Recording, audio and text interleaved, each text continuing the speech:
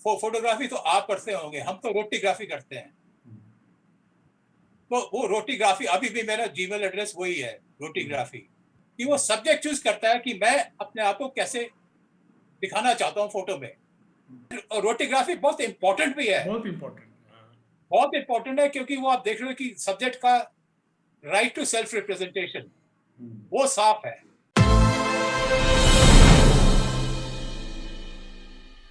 नमस्कार, perfect picture channel में आपका स्वागत है। मैं हूं जगदीश यादव। आज एक फोटोग्राफर्स के बारे में हम जानेंगे। उनका नाम है सतीश शर्मा। 1980 के दशक की शुरुआत में दिल्ली की सड़कों पर घूम घूम करके फोटोग्राफ खींचा करते थे, स्ट्रीट फोटोग्राफी करते थे। का काम था चलते रहना, पैदल पिक्चर शूट करते रहना और ढाबों में चाय पीना, ढाबों में खाना खाना। एक दिन घूमते घूमते वो मिल गया उन्हें एक कबाड़ी की दुकान में लाइका कैमरा। दुनिया के सभी फोटोग्राफर का ड्रीम कैमरा होता है लाइका। लाइका उन्हें मिला मात्र कितने में? 900 रुपये में। उस 900 रुपये के कैमरे को उन्होंने कबाड़ी के अन्य सामानों में देखा। वो कैमरा आज भी बदस्तूर काम कर रहा है। सतीश शर्मा वर्षों से रह रहे हैं कैनबरा, ऑस्ट्रेलिया में। उन्होंने फोटोग्राफी को दो हिस्सों में बांटा है। एक फोटोग्राफी जो फोटोग्राफर की पूंजी होती है पिक्चर, एक रोटीग्राफी जो फोटोग्राफर की पूंजी नहीं होती। फोटोग्राफर पिक्चर शूट करता है, उसका पैसा लेता है और वो मालिकाना हक उसका चला जाता है। अगर किसी को उन तस्वीरों की ज़रूरत पड़ जाए, दूसरी वाली यानी रोटीग्राफी वाली, तो भी फोटोग्राफर उन्हें मुहैया नहीं करा सकता। जिन्होंने खिंचवाई है फोटो, जिनकी उन्होंने खींचा है, उनसे संपर्क करना पड़ता है। तो आइए हम जानते हैं कि टोटल ये माजरा क्या है। सतीश जी, ये आपको जानना मेरे जैसे लोगों को, और मैं तो थोड़ा बहुत जानता हूँ, ज़्यादा नहीं जानता, लेकिन जो बिल्कुल नहीं जानता उसको जानना जरूरी है। उन दिनों ढाबों में खा करके सड़क पर घूम की फोटोग्राफी, और आज के कैनबरा में, ऑस्ट्रेलिया की राजधानी में बैठ करके जो आप काम कर रहे हैं, वो ये जो पूरा जो दौर आपका निकला है, लंबा समय गया है, उसको किस रूप में लेते हैं?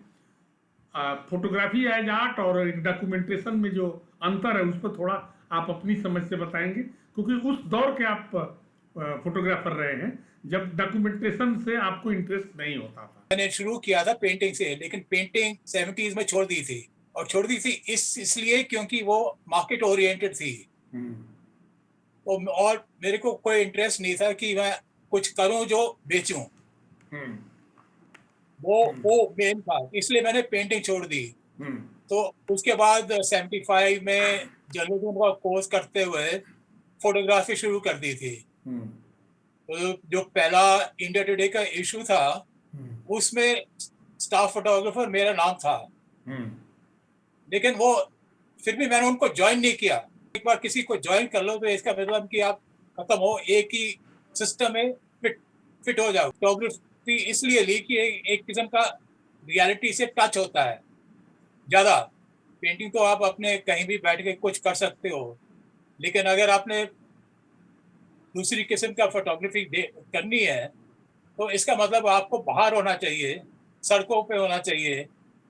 आपकी रिलेशनशिप उससे होनी चाहिए, वो जो असली दुनिया है वहाँ पे।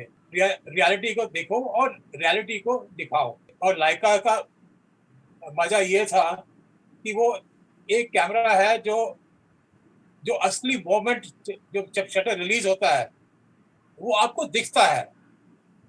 निकॉन और कोई भी ऐसा ले लो, वो जो असली मोमेंट है वो तो ब्लैक हो जाता है। लेकिन लाइका एक कैमरा है, जो भी रेंज फाइंडर कैमरे हैं, वो जो असली मोमेंट है वो आप उस वक्त देख रहे हो। प्रेमी है फोटोग्राफी के, उनको भी एक नई चीज ऐसा ले लो तो वो तो मिरर ऊपर आ जाता है शूट करने के लिए। जो असली मोमेंट है वो ब्लैक है, तो वो लक पे रहता है कि वो मिल गया नहीं मिला। नहीं, वो दिखता है। अगर स्लो शटर हो तो पता चलता है कि हम ब्लैकआउट हो गए, लेकिन बहुत फास्ट शटर में तो नहीं पता चल, निकल जाता है। आप ऊपर आ गया तो आपका वो आप ब्लाइंड हो। हाँ, ब्लाइंड असली मोमेंट वो जो लाइका मेरे को मिला था वो 900 रुपए का था, वो अभी भी है लाइका।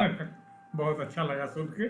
और ये भी क्योंकि वो लाइका के एक बार शौक आ जाए तो मेरा जो पहला डिजिटल कैमरा लिया था तो पैसे कम लिए थे, तो मैंने लूमिक्स लिया था। और लूमिक्स इसलिए चूज किया क्योंकि लूमिक्स के लेंसेज जो हैं लाइका के। वो लाइका के हैं। अच्छा एक चीज बताइए, मैं ये समझना चाह रहा हूँ, लाइका में जो, तो फिर इसको तो ट्विन लेंस बोलेंगे ना, उसको क्या बोलेंगे? नहीं नहीं नहीं, रेंज फाइंडर दो किस्म के होते हैं। एक होता है कि कपल रेंज फाइंडर, हाँ जो लेंस के साथ बिल्कुल कपल्ड है, हाँ और वैसे रेंज फाइंडर होते हैं जो सिर्फ ऊपर व्यू फाइंडर लगा हुआ है, हाँ। लेकिन वो लेंस के साथ उसकी कोई कनेक्शन नहीं है। तो इसमें कनेक्शन है?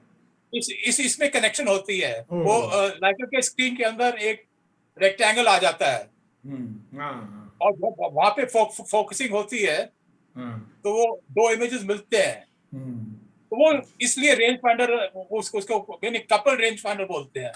जो मेरी पहली एग्जीबिशन हुई थी 1986 में, आर्ट हेरिटेज, वो दिल्ली की गैलरी थी मिस्टर अलकादी की।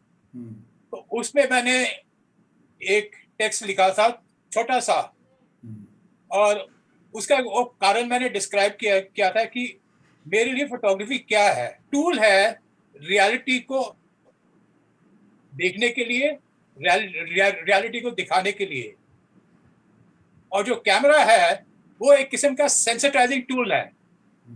वो आपको सेंसिटिव बना देता है कि आप देख रहे हो। नहीं तो आम लोग जो है वो तो चलते हैं, लेकिन उनको कुछ आसपास में कुछ नहीं, वो देखते ही नहीं कि क्या हो रहा है। अचानक जो उनके सामने है तो वो देखेंगे, और फिर भी उसका कॉन्टेक्स्ट नहीं देखेंगे। नहीं इसका उसका मतलब ये बैकग्राउंड क्या है, फोरग्राउंड क्या है, क्या क्या हो रहा है, क्यों हो रहा है। इसका मतलब जो मैं समझा हूँ वो मैं बोलूँ कि आपको, चूंकि आपके पास कैमरा है, तो आपको सेंसिटिव बनाता है और स्लो मोशन में देखने की हैबिट देता है। स्लो मोशन में आप चीजों को देखने की देखते है। हो। हाँ, हाँ तो एक हाँ हैबिट पैदा करता हो कि आप हाँ, चीजों को वो ध्यान से देखते चलो। हाँ, ध्यान से देखो, असली हाँ देखो। हाँ और हाँ। देखने का मतलब ये नहीं है कि आप पिक्चर देख रहे हैं, आप लाइफ को देख रहे हैं। लाइव को देख रहे हैं। पिक्चर सेकंड आती है, हाँ, पिक्चर तो बाद की बात है। पिक्चर बात की है। पहले तो हाँ लाइफ, आप लाइफ को देख रहे हो। हाँ, और ये जो देखने की पावर देता है वो बस कैमरा देता है। वो हमारी कैमरा आंखों को भी, देखता है हमारी आंखों को, आपको। इसलिए आंख तो नहीं कहेंगे, दिल और दिमाग को, दिल और हाँ, दिमाग को, वो जो जो जो चीजें चल रही हैं आपके सामने, बस, दाहिने बाएं लेफ्ट राइट, उस पर हाँ, कंसंट्रेट कराता है वो वो ये है ना? कॉन्सेंट्रेट करता है। हाँ ठीक है। और सिर्फ कॉन्सेंट्रेट नहीं, यानी आप जब आप कैमरे के थ्रू देख रहे हो, आपको इसका वो जो रेंज फाइंडर का एक और भी एडवांटेज है उसमें। जैसे आप निकॉन के साथ या दूसरे एसएलआर से या डीएसएलआर से फोटो ले रहे हो, तो वो लेंस पे डिपेंड करेगा और उसकी डेप्थ पे डिपेंड करेगा। लेकिन जो रेंज फाइंडर का वो लाइका का रेंज फाइंडर है, कोई भी रेंज फाइंडर है, वो तो आपको इन्फिनिटी फोकस में दिखती है। तो इसका मतलब कि जो बैकग्राउंड में है वो भी आपको दिख रहा है, जो दूसरे कैमरे में नहीं होता है। उसके अंदर डेप्थ कम हो जाती है। मिररलेस में वो तो इलेक्ट्रॉनिक फीड है। हाँ वो तो डिपेंड नहीं करता है कि आप मिरर ऊपर आता है नहीं आता है, इसलिए वो मिररलेस है। जैसे आपके वो जो डिजिटल कॉम्पैक्ट कैमरा है या दूसरे कैमरा है, वो तो कॉन्स्टेंटली इलेक्ट्रॉनिक वो है। जो लेंस इलेक्ट्रॉनिकली दिख रहा है वो आप देख रहे हो।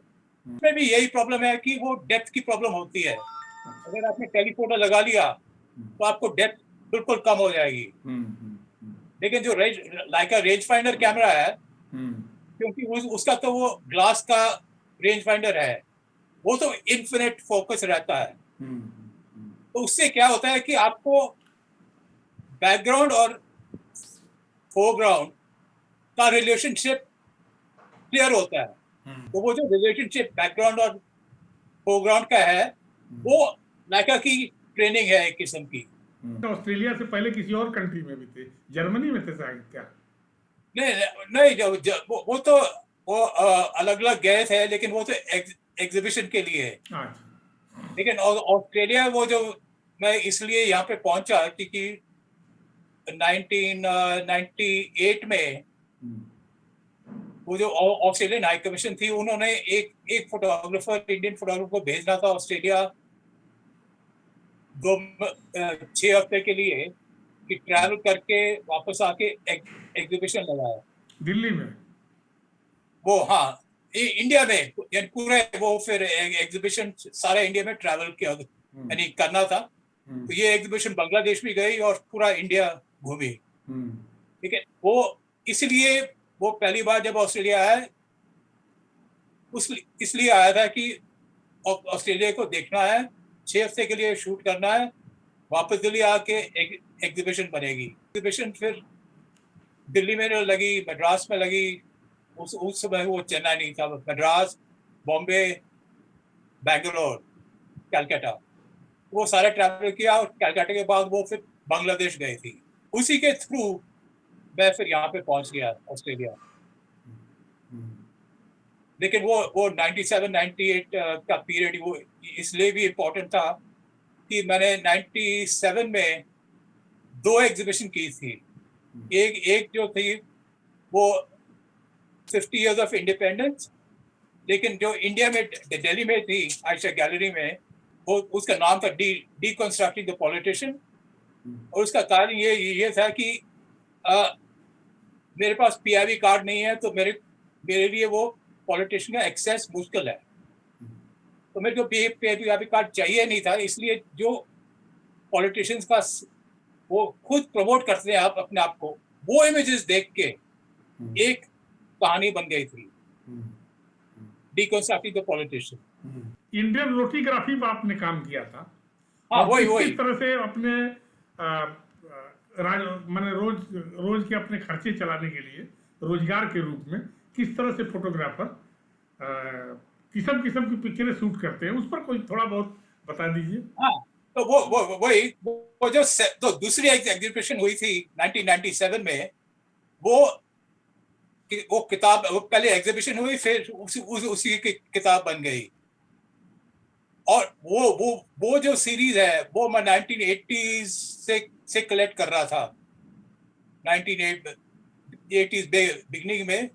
तो पहले तो वो जो तो लाल किले के बाजार में से वो फोटो मिल जाती थी।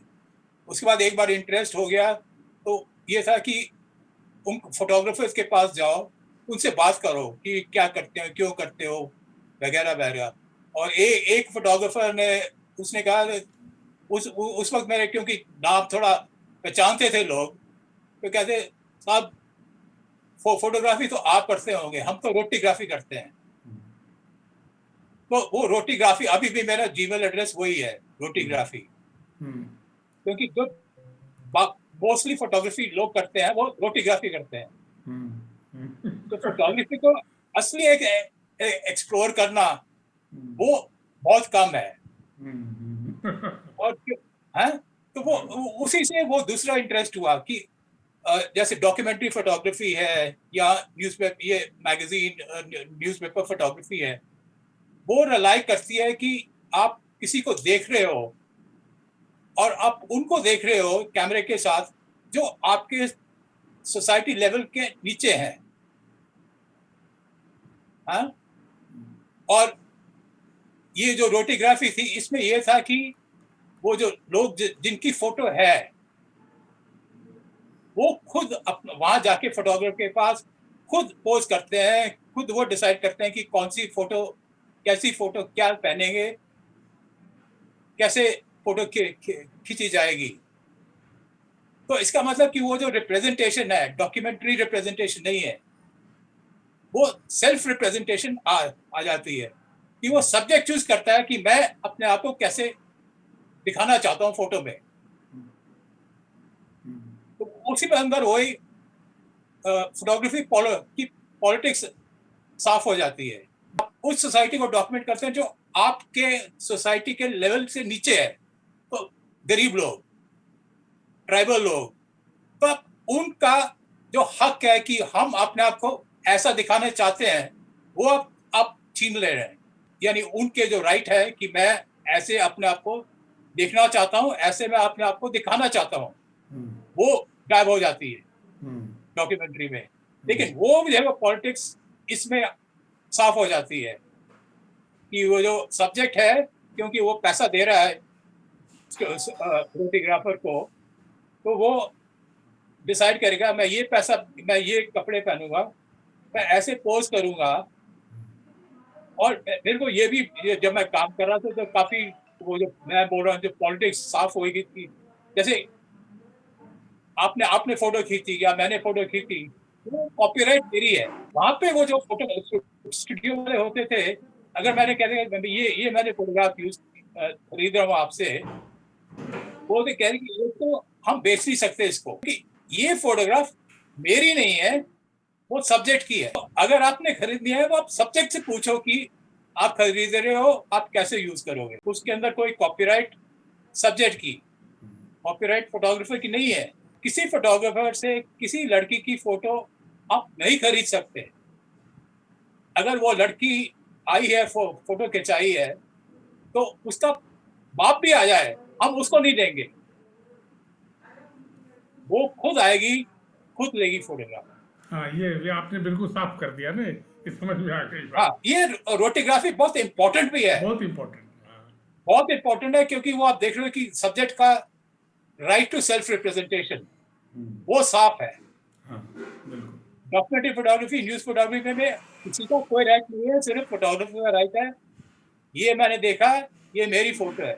लेकिन अभी आप देखो, मेरी फोटोग्राफ में कोई कॉपीराइट को वो नहीं है, क्योंकि फोटोग्राफ कॉपीराइट हो नहीं सकती है, होनी नहीं चाहिए। आर्ट की दुनिया है ना, क्योंकि वो इंडस्ट्री बन जाती है, आर्ट इंडस्ट्री, तो उनको दो चीजें चाहिए, एक कॉपीराइट और सेकंड वो कहते हैं कि लिमिटेड एडिशन, कि मैंने ये नेगेटिव है, वो मैं उस जमाने की बात कर रहा हूँ कि इस मैंने इतने प्रिंट बनाए हैं जो मैं साइन कर रहा हूँ, उसके बाद ये नेगेटिव के प्रिंट नहीं बनाऊंगा। 100 प्रिंट बन गए या 20 प्रिंट बन गए, तो वो आर्ट वर्ल्ड में कहती है कि लिमिटेड एडिशन। हुसैन भी जब फोटोग्राफी करता था तो उसका लिमिटेड एडिशन होता था, उसका एडिशन होता था 100 पिक्चर या 200 पिक्चर। जो आम वहाँ पे फोटोग्राफ आर्ट वर्ल्ड में आती थी उस जमाने में, उनकी एडिशन होती चलो 5 फोटोग्राफ या 10 या 20 फोटोग्राफ। अगर आपने 5 फोटोग्राफ बनाई है लिमिटेड एडिशन की, उसका वैल्यू ज्यादा होगा। आपने 30-40 बना दिए तो वैल्यू कम हो जाएगा। मैं टोटली अगेंस्ट था, क्योंकि मैंने पेंटिंग इसलिए छोड़ी थी क्योंकि वो कमर्शलाइज हो गई थी। तो इसलिए मैं फोटोग्राफी में कॉपीराइट नहीं करता। आजकल की फोटोग्राफी हो गई है डिजिटल में, उतने तो आपने जितने कॉपी बनाने हैं कोई लॉस नहीं होगा, इमेज क्वालिटी वही की वही। तो फिर आपका कैसे हो सकता है, पैसा कैसे बनेगा। ईरान का जो बेस्ट नोन फिल्म मेकर और वो फोटोग्राफर भी बेस्ट नोन था, अब्बास कियारोस्तामी, और उसका कॉन्ट्रैक्ट था कि वो सिर्फ अपने प्रिंट्स, फोटोग्राफ के प्रिंट पेरिस की गैलरी के थ्रू बेच सकता था, है? और यानी उसने कॉन्ट्रैक्ट साइन किया हुआ था कि अब जो भी मेरी फोटोग्राफ बिकेगी आपके थ्रू बिकेगी। तो फिर उसके पीछे वो उसके जो दोस्त हैं वो गैलरी ईरान में, वो पीछे पड़ गए कि आप ईरान की फोटो खींचते हो, ईरान में बेचते नहीं प्रिंट। अगर किसी ईरानी ने कलेक्ट करना है वो तो फिर पेरिस जाके करना पड़ेगा और फिर प्राइस ज्यादा होगा। तो कियारोस्तामी ने ये शुरू किया था कि जो प्रिंट पेरिस में सेल होता है उसका सिग्नेचर फोटोग्राफ के फ्रंट फेस पे है, और जो ईरान में बिकेगी उसका फ्रंट पेज पे साइन नहीं होगा, वो बैक पे साइन होगा। डिस्प्ले में दिखेगा नहीं वो। हाँ, डिस्प्ले में दिखेगा नहीं, पर वैल्यू थोड़ा कम हो जाएगा। हाँ, एक दिन और, ये 10 दिन 15 दिन 1 महीने बाद एक दिन और इसके आगे की बात के लिए एक और वीडियो करनी है। जरूर जरूर। हाँ, तो आज हम इसको यहाँ क्लोज करेंगे।